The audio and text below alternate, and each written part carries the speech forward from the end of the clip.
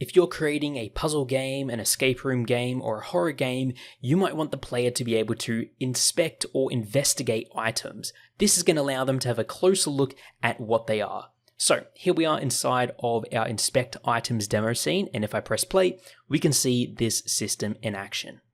So the way this works is we can walk up to an item here, and if we interact with it, it is going to open it up inside of this inspect screen.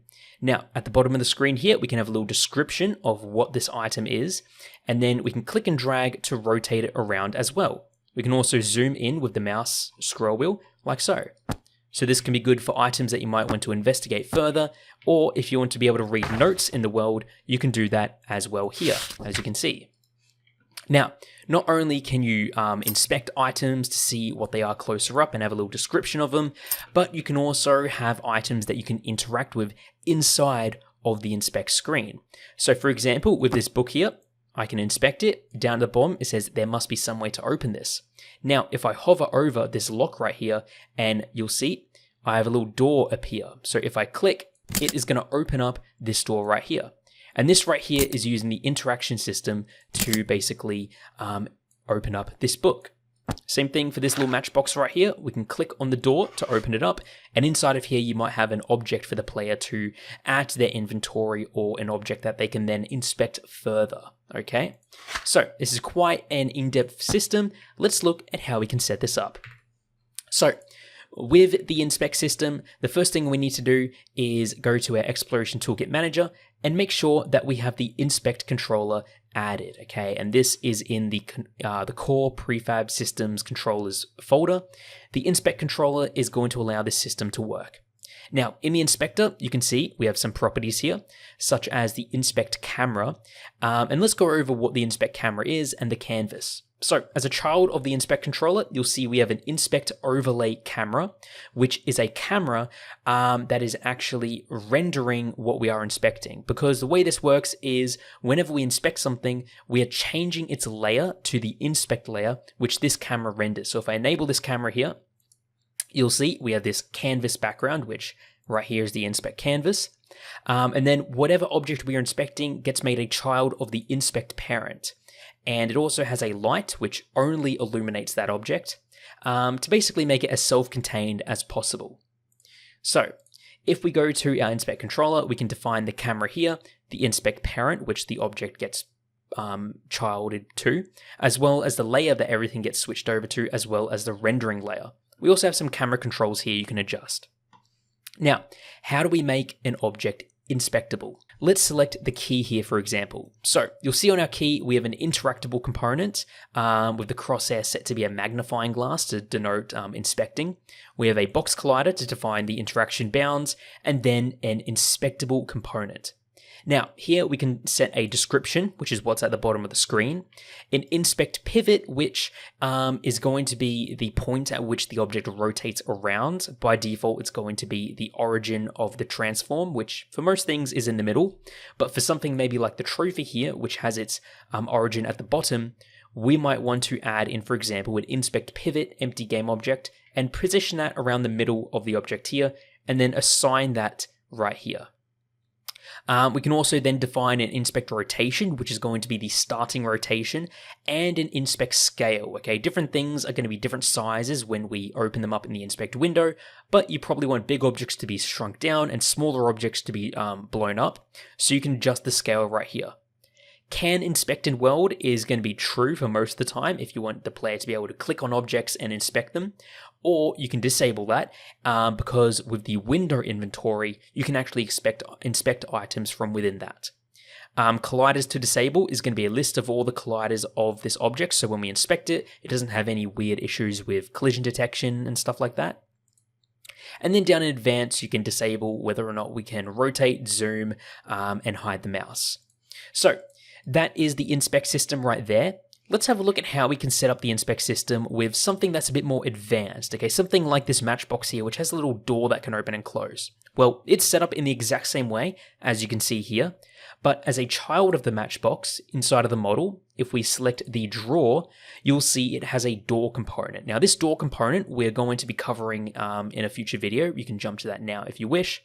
But the door component essentially opens and closes a door when it is interacted with. If I open up the interactable component, you'll see that we have the crosshair set to the door icon, and the events down here is triggering that door interaction. But the big difference is the method. You can see right here the method is not world, but cursor. This means that we can only interact with this door if our cursor is enabled, and our cursor is only enabled when we are inspecting the object, okay? So if I were to crouch down and look at this with the player in the world here, they won't be able to interact with the door because that is a world interaction, whereas this door requires a cursor interaction. Likewise, if I select the matchbox and go to its interactable component, you can see the method for that is set to world. And what this means is that when we are inspecting it and our mouse is active, we are not able to click on the matchbox, okay? Because that is set to world. Now, with that all set up, let's look at how we can actually create one from scratch. Okay, so here in our sample scene, I've gone ahead and created a little trophy right here, which I want to inspect. So to begin, what we're going to do is open up our Exploration Toolkit Manager and drag in the Inspect controller. So we're going to go to the core folder, then we're going to go to Prefabs, Systems, Controllers, and drag in the, the Inspect controller right here. Now, there is a few steps we need to do. First of all, what we're going to do is select our Interaction controller, and then over in the Inspector, go down to Inspecting. Now here you'll see we can define the inspect camera. And this is used because when we inspect something, we want to shoot the raycasts from that camera and not the main camera. So I've added a little simple button here. You can click Find in Scene and that's going to automatically assign it like so. Then what we need to do is add our inspect overlay camera to our camera stack, because in URP, cameras need to be added to the stack in order to render above one another. So I'm going to open up the player controller, go to their main camera, and then over here in the inspector to the camera stack, we're going to add that overlay camera right there. And that is all the setup that is required.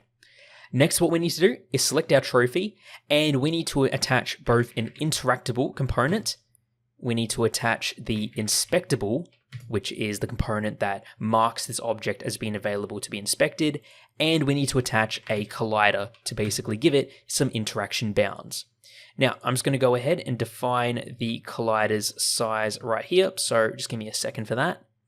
Now what we can do is go over to our interactable, make sure the method is set to world, and I'm going to set the crosshairs here to be the magnifying glass to denote inspection. And then we can go down to our inspectable component. Now, if we don't actually do anything else and just save and press play, this is going to work. So let's go ahead and try it out. So I can walk up to this, click on it, and it is going to open it up in the inspect screen, but there's going to be some issues. First of all, it is going to be very zoomed out, so we need to fix that. So if we stop playing here, we can go to our trophy, and we want to modify the inspect scale, okay? This is a fairly small object, so it's going to appear small on the screen, so I'm going to bump this up to be 4 scale, okay? So it's going to be 4 times as large. Let's press play and try that again. Okay, so we can inspect this object here, and now it is a lot bigger, which is nice. The other issue is that the rotation offset is kind of strange, and that is because, again, like I mentioned, this object is going to rotate and be positioned based on its transform origin, which is at the base of the object here. So what we can do is define an inspect pivot. I'm going to create a new empty object as a child of the trophy, call it inspect pivot or whatever you wish, and I'm going to move it up to around the center of the trophy here, and then assign that like so. Let's also assign an inspect description if we want. Here we can say a nice golden trophy. So maybe if you're having a detective game, this could be the player's inner thoughts, what they think of the item, or you could have an objective description, whatever you want for that. And then we inspect it, and there we go. A nice golden trophy, and we can now move it around its central pivot point. You can also zoom in and out of the scroll wheel as well. You might also want to set a predefined inspect rotation. So here, let's just say we want to have 45 degrees on the X for some reason. For example, with the notes you inspect, those might have a preset rotation as you want the note to be facing the camera at the start. So if we inspect the statue now, you can see it has that rotation applied. But I'm just going to set that back down to 0. Okay, and colliders to disable, we can drag in our box collider. Now this is not as necessary as it is with the pickup system. With inspecting though, you might not want your colliders to be teleported away, out of control of your scene, so it generally is just good practice to disable them.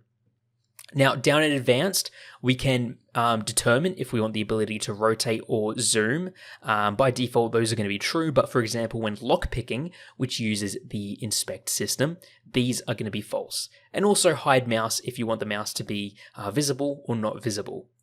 Now, we might also want to add in some sounds. So here under sounds, what we can do is define a begin inspect sound and an end inspect sound. So here I'm going to open it up and I'm just going to find a nice sound for this. So I'm just going to use the pickup book, and for the end inspect down, we're going to go the put down book. Okay, just 2 different sound effects there. You can also define a delay and a cooldown. These are not really necessary for this sort of system, but if you have a door, you might want to add a delay to the sound there. And since we don't want to define its own individual audio source, I'm going to enable use global audio source, which is going to play that sound via the global audio source system right here. Now we can press play and inspect this object. So let's walk up to it. And there we go. We now have a nice sound. And then if we right click, we exit out of that. And there we go.